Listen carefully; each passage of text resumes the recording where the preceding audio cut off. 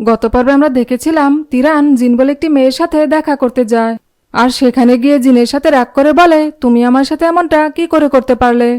আর তখনই সিন ফ্ল্যাশব্যাকে দেখানো হয়, যেখানে দেখা যায় জিন আর তিরান একসাথে অনেক ড্রিঙ্ক করতে থাকে। আর তখনই জিন তিরানকে বলে, আমার ভাই আমাকে দিয়ে জোর করে কিছু ডকুমেন্টসে সাইন করিয়ে ঋণ নিয়েছে, আর এখন সেই ঋণ আমাকে পরিশোধ করতে হবে, কিন্তু আমি এখন এত টাকা কোথায় পাবো। তখন তিরান রাং থাকার কারণে ওর বাড়ির সব কাগজপত্র জিনকে দিয়ে দেয়। আর তার কিছুদিন পর জিন ওই বাড়িটাকে জিনজের কাছে বিক্রি করে দেয়। এরপর সিন বর্তমানে দেখানো হয়, যেখানে তিরান জিনকে বলে, তার মানে তুমি সেদিন আমাকে নেশা করিয়ে কৌশলে আমার বাড়িটাকে লিখে নিয়েছিলে। এই বলেই জিনকে মারতে শুরু করে আর বলে, যে করেই হোক তুমি আমার বাড়িটা আমাকে ফেরত এনে দাও। এতে জিন বলে, ঠিক আছে।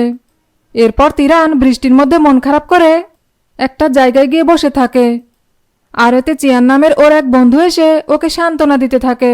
আর তখনই ও কিছু একটা মনে করে সেখান থেকে চলে যায়, আর জিনজের কাছে এসে ওকে দরজা খুলতে বলে।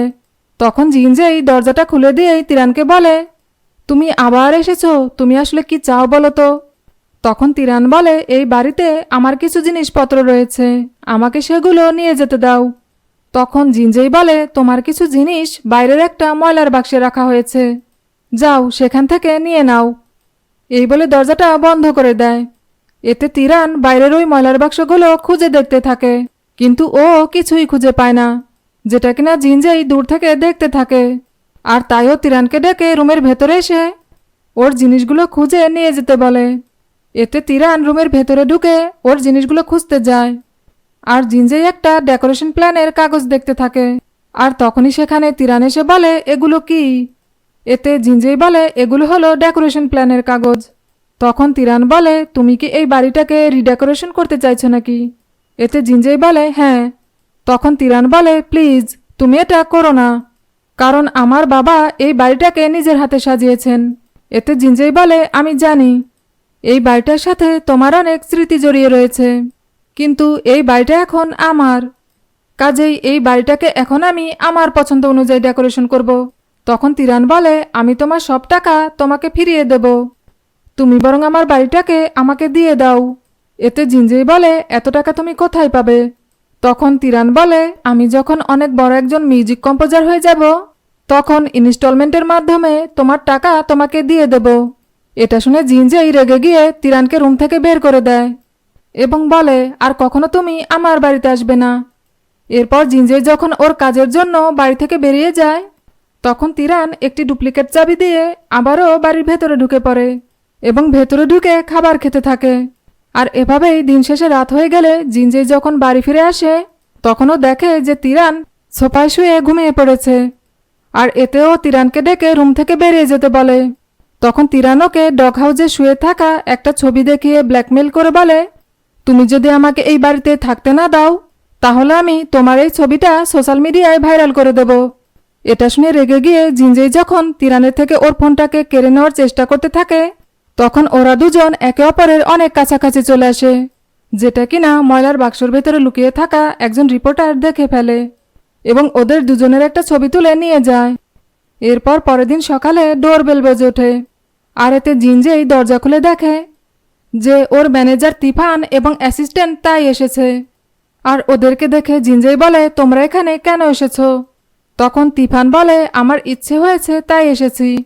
এই বলে রুমের ভেতরে ঢুকে পড়ে আর জিনজেইকে বলে, তোমার মনে আছে তো, তোমার নতুন অ্যালবামের সাকসেস উপলক্ষে আজ রাতে কিন্তু একটা পার্টির ব্যবস্থা করা হয়েছে। এতে জিনজেই বলে, আজ রাতে পার্টির ব্যবস্থা করা হয়েছে মানে, আমি তো কিছুদিনের জন্য ছুটি নিয়েছি। তখন তিফান বলে, আমি জানি তুমি ছুটি নিয়েছো, কিন্তু আমাদের পাবলিসিটির জন্য আজ রাতেই আমাদের পার্টির আয়োজন করতে হবে। শুধু তাই নয়, তোমাকেও মিডিয়ার সাথে আরও ভালো সম্পর্ক রাখতে হবে। আর আমি অলরেডি আমাদের গেস্টদের একটা তালিকা রেডি করে ফেলেছি, কাজেই পার্টিতে যাওয়ার জন্য প্রস্তুত হও। এই বলেই তিফান সেখান থেকে চলে যায়। আর অন্যদিকে দেখা যায় তিরান একটি রেস্টুরেন্টে কাজ করছে, আর আশেপাশে সবাই ওর দিকে একটু অদ্ভুতভাবে তাকাচ্ছে, যেটা দেখে তিরান মনে মনে বলে, কি হলো ব্যাপারটা, সবাই আমার দিকে এভাবে তাকাচ্ছে কেন। আর তখনই ওর কাছে জিনের ফোন আসে আর ফোন রিসিভ করেই তিরান জিনকে বলে, তুমি আমাকে ফোন করেছো কেন? এতে জিন বলে, তুমি এখনো নিউজ দেখোনি? তুমি কাল রাতে সুপারস্টার জিনজের সাথে কি করেছিলে? তোমার আর জিনজের একটা ছবি ইন্টারনেটে ভাইরাল হয়ে গেছে, আর সেটা দেখে সবাই বলছে তোমরা দুজন নাকি লিভিং রিলেশনে রয়েছো, যেটা শুনে তিরান ভীষণ শকড হয়ে যায়। আর ফোন কেটে দিয়ে অনলাইনে সার্চ করে দেখে সত্যি সত্যি ওর আর জিনজের একটা ছবি ইন্টারনেটে ভাইরাল হয়ে গেছে, আর লোকজন ওদের দুজনকে নিয়ে অনেক আজে বাজে কমেন্টস করছে। অপরদিকে দেখা যায় জিনজেই এখনো পর্যন্ত এ ব্যাপারে কিছুই জানে না, আর তাইও হেডফোন লাগিয়ে গান শুনতে থাকে। আর তখনই সেখানে তিরান চলে আসে, আর এসেই জিনজের হেডফোনটা খুলে ফেলে। এতে জিনজেই বলে, তুমি আমার হেডফোনটা খুললে কেন? তখন তিরান ওর ফোন দেখিয়ে বলে, দেখো ইন্টারনেটে তোমার সাথে আমার একটা ছবি ভাইরাল হয়ে গেছে, আর লোকজন আমাদের দুজনকে নিয়ে আজে বাজে কথা বলছে, আর সব কিছুই হয়েছে শুধুমাত্র তোমার জন্য। এতে জিনজেই বলে, এসব কিছু আমার জন্য নয়, বরং তোমার জন্য হয়েছে। কারণ তুমি যদি আমাকে সেদিন ওই ডগ হাউসের ছবিটা নিয়ে ব্ল্যাকমেল না করতে, তাহলে সব কিছুই হতো না। আর এভাবে ওরা দুজন যখন ঝগড়া করতে থাকে, তখনই ওরা তিফানের গলার আওয়াজ শুনতে পায়। আর এতে জিনজেই তাড়াহুড়ো করে তিরানকে একটা ড্রয়ারের ভেতরে লুকিয়ে দেয়, আর তিফানকে বলে, তুমি আবারও এখানে এলে কেন? তখন তিফান ওর ফোন দেখিয়ে বলে, এসব কি? আর ওই মেয়েটা এখন এখানে কি করছে? আর তাছাড়া তুমি কি জানো এই ছবিটা ভাইরাল হওয়ার কারণে তোমার ফ্যানরা তোমাকে আনফলো করে দিচ্ছে? এতে জিনজেই বলে, আমার কাজ হলো গান গাওয়া, আর যারা আমার গানকে ভালোবাসবে তারা অন্তত এই ধরনের রিউমারের জন্য আমাকে ঘৃণা করবে না। এটা শুনে তিফান বলে, তোমার কোনো ধারণা নেই, একটা রিউমারের কারণে একজন আইডলের ক্যারিয়ার ধ্বংস হয়ে যেতে পারে।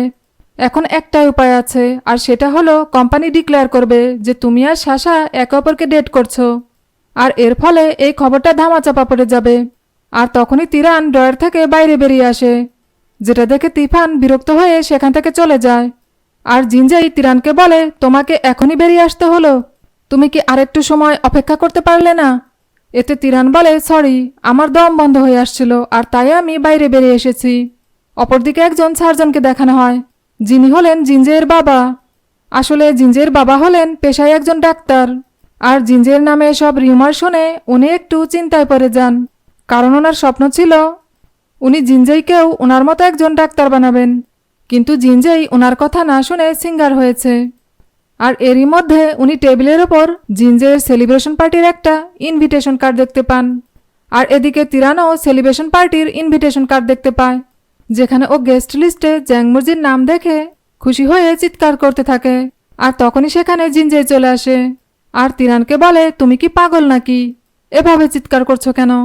তখন তিরান জিনজেইকে বলে, আমার একটা রিকোয়েস্ট ছিল, তুমি কি সেটা রাখবে? এতে জিনজেই বলে, ঠিক আছে, বলো। তখন তিরান বলে, আমাকে একটা ইনভিটেশন কার্ড দেবে? আমিও তোমার পার্টিতে যেতে চাই। এতে জিনজেই বলে, কিন্তু আমি চাই না যে তুমি আমার পার্টিতে আসো। তখন তিরান বলে, আমারও তোমার পার্টিতে যাওয়ার কোনো ইচ্ছে নেই, আমি তো সেখানে জ্যাংমুজির জন্য যেতে চাইছি, কারণ আমি তাকে আমার নিজের একটা গান কম্পোজ করে দেখাতে চাই। কিন্তু জিনজেই কিছুতেই রাজি হয় না। তখন তিরান অনুরোধ করে বলে, তুমি যদি আমাকে একটা ইনভিটেশন কার্ড দাও, তাহলে আমি তোমাকে খাবার রান্না করে খাওয়াবো। এতে জিনজেই বলে, ঠিক আছে, তাহলে তুমি আগে খাবার রান্না করো, তারপর খাবারটা খেয়ে যদি আমার ভালো লাগে তাহলে না হয় আমি ভেবে দেখব। এই বলে সেখান থেকে চলে যায়। ভিডিওটি যদি আপনাদের ভালো লেগে থাকে তাহলে পরের পর্বগুলো দেখার জন্য চ্যানেলটি লাইক, শেয়ার, কমেন্টস এবং সাবস্ক্রাইব করবেন।